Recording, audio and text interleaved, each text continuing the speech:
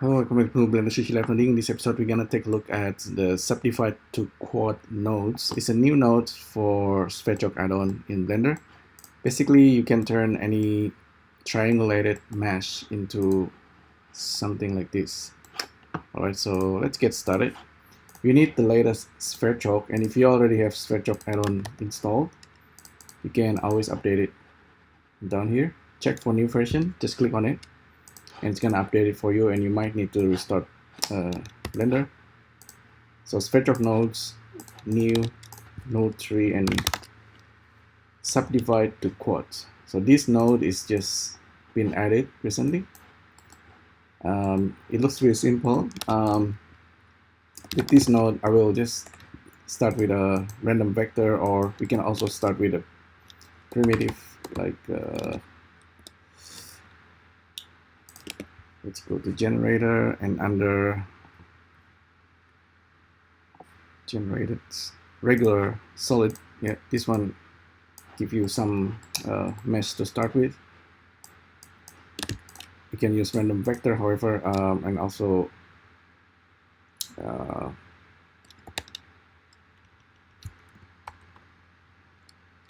convex hull. Yeah, sometimes I forget the name of the nodes. There are hundreds and hundreds of nodes in SphereChalk. Okay, so let's see what this gives. So random vector and convex hull already give like a triangle. Subdivide to quad, you can also call it subquads like Sub-Zero, Mortal Kombat. But yeah, this will subdivide further the triangle. So it's almost like a dual mesh. Let's save this very quickly, although it's slightly different. So subquad demo. Okay, save. We can give a comparison if I increase the number. So this is the mesh output from convex hull. I'm gonna put it to the side. And this is the one that's been subdivided. If I turn on the edge, you can see the one that's been subdivided further from triangle. So this one is clearly triangulated. I can actually use randomizer as well to randomize this further.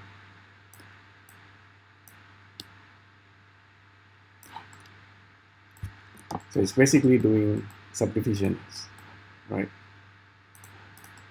This is the original. On top of that, we have ability to iterate multiple times, and you can also normal displace, and you can move the displacement, I think, and also normal randomize and random seed. You can smooth it also. There's these extra things like vertex and face data dictionary. This is NumPy related. It's actually really powerful. I haven't touched that for now. If you want to look at some documentation from Victor Doval, there's some interesting example, but the one that we can do is something like this: regular solid with the smooth with random value. I just pointed out. Okay, you can do something similar very, very easily. So subdivide to quad. So with regular solid, let's create an output. Let's take a look. Just put it to the side.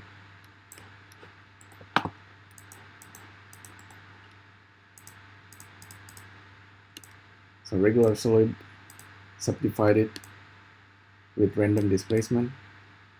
Because this is regular solid, so there's a certain interesting pattern already being generated. It's very beautiful normally. While this one is, of course, random. If you want to see what it looks before the subdivisions, there you go. This is regular solid, this is sub to quad, this is random, this is the result. Right, okay. we can test out different shapes. I'm just using Control Shift and then middle mouse button scroll. So there's certain beautiful pattern being created.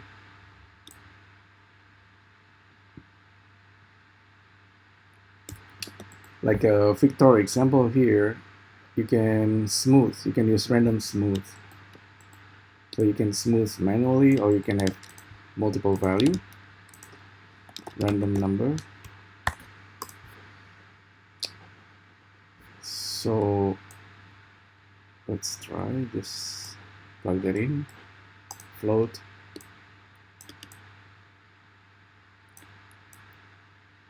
Randomize the seed, you can get a different result.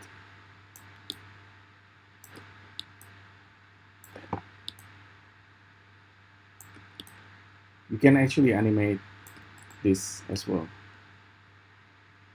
It's it looks like a creatures. Okay, let's take a look at the random one.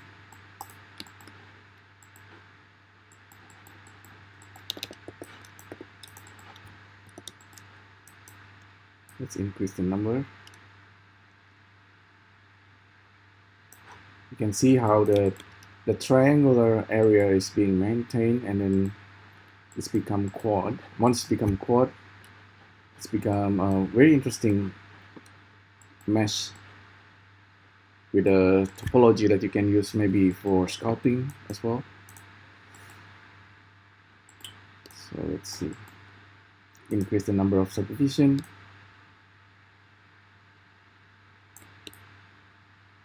So this is randomizing the center of displacement. Randomize the seed, normal random. So sometimes we cannot tell which one we can just plug value like this. Sometimes I'm kind of guessing.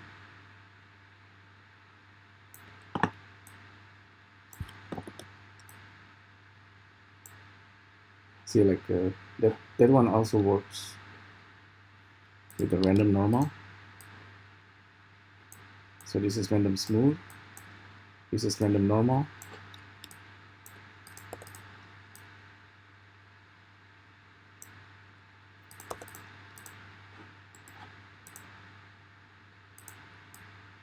So we can, I think it does like a multiple iterations.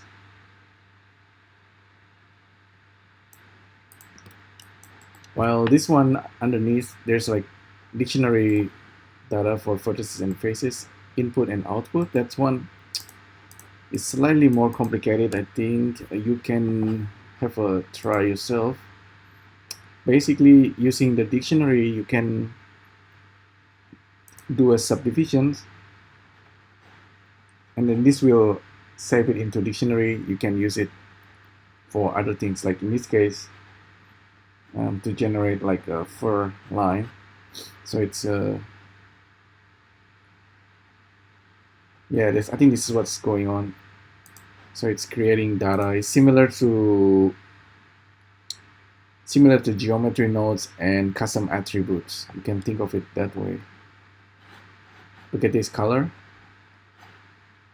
This one, so box with 6 faces.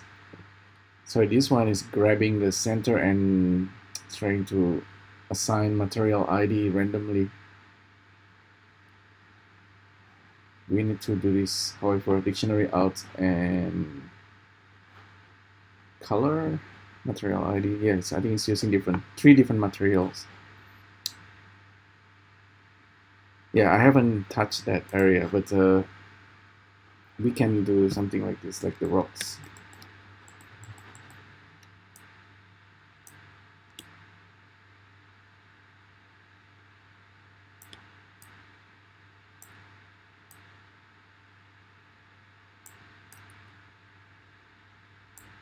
If you put like a dual mesh beforehand, I think this will give you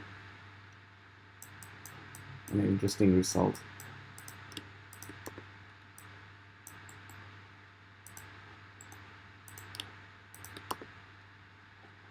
Oh, actually nothing too different, because dual mesh is also subdividing triangle.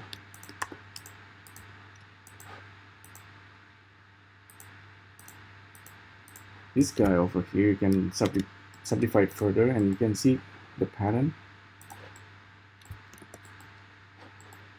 If it's not smooth by default, you can do it over here. It should be on by default, I think.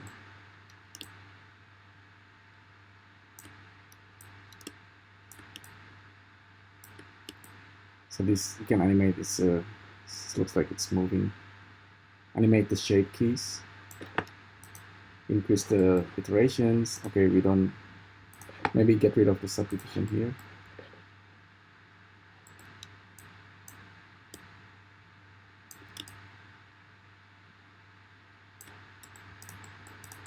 So we start to get more interesting look, especially with the cavity on.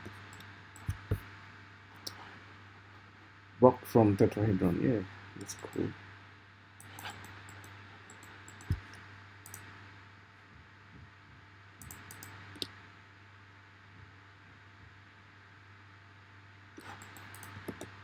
I haven't really explored this much other than just doing a simple subdivisions, but you can do this multiple times.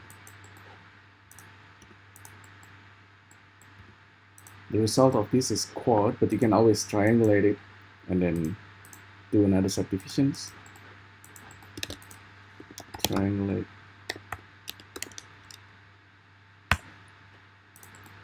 Subdivide to quad, triangulate.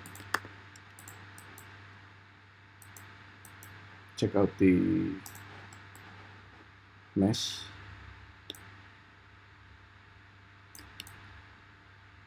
So we create a lot of mesh there.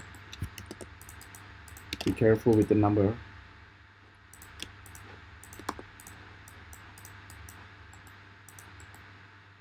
There. This one has some kind of extra details. So fairly simple node to use, but it's really quite powerful. There's a lot of power node in SphereChalk, because I think some of them could be really useful when used with geometry nodes. So this is multiple subdivisions. Okay, yeah, I think I'm only touching this. I'm only scratching of the or the surface of what this node can do. But look at this. This is the logic when it's doing this subdivide to quads, and the number explains what it's doing. So SphereChalk is hiding a lot of features. But anyway, give this a try yourself. Thanks again for tuning in. It's hopefully you find this useful, and I'll see you next time. Thank you. Bye.